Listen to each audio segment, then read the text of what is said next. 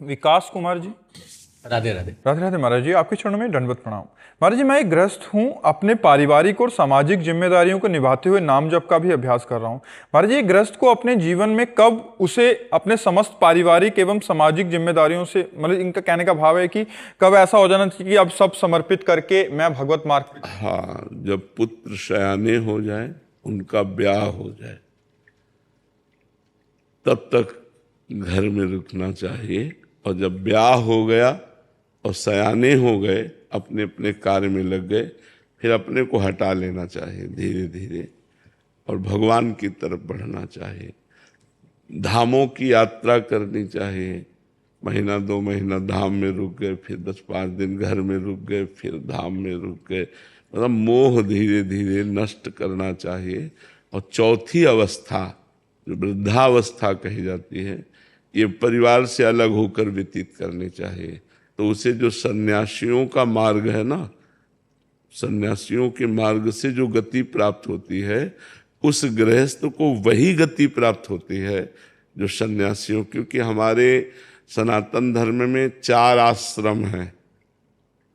पहला है ब्रह्मचर्य आश्रम, दूसरा है गृहस्थ आश्रम, तीसरा है वानप्रस्थ आश्रम और चौथा है संन्यास आश्रम। चारों आश्रमों का पालन करना चाहिए मनुष्य शरीर में। तो पहला ब्रह्मचर्य आश्रम, दूसरा गृहस्थ। अब गृहस्थ में जैसे आपकी संतानें पढ़ लिख गई, उनका ब्याह हो गया, वो व्यापार नौकरी आदि में रत हो गए, अब अपने को हटा लेना चाहिए और फिर बिल्कुल निर्मोही होकर भगवान को समर्पित करके फिर वनवास करना चाहिए। तो अब वो ऐसा समय नहीं रह गया कि हम जंगलों का कंदमूल फल खाएं, ऐसा समय नहीं रह गया। समय के अनुसार साधना होती है।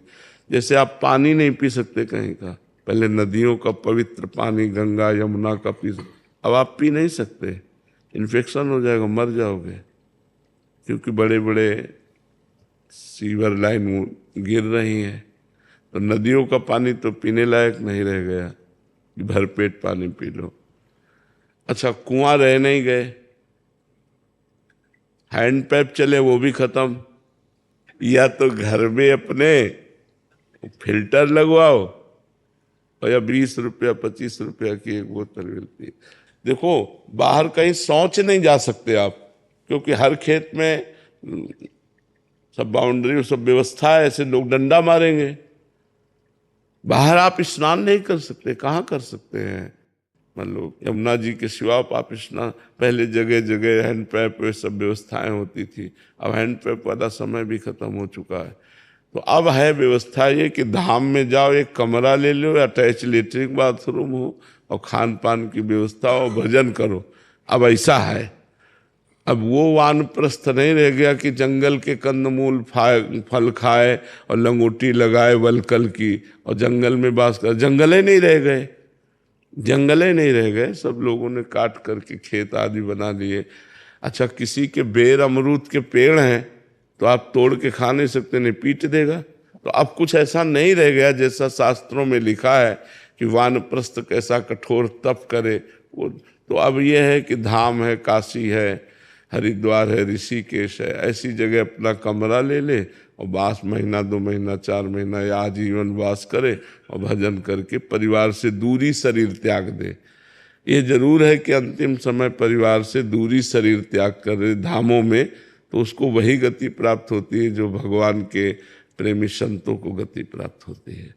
वो भगवान के लिए अपने परिवार का मोह त्याग करके धाम आदि में जीवन जितना बचा है उतना व्यतीत करते हुए, भजन करते हुए शरीर त्यागे, तो उसे उत्तम गति प्राप्त होती है। समझ पा रहे हैं आप?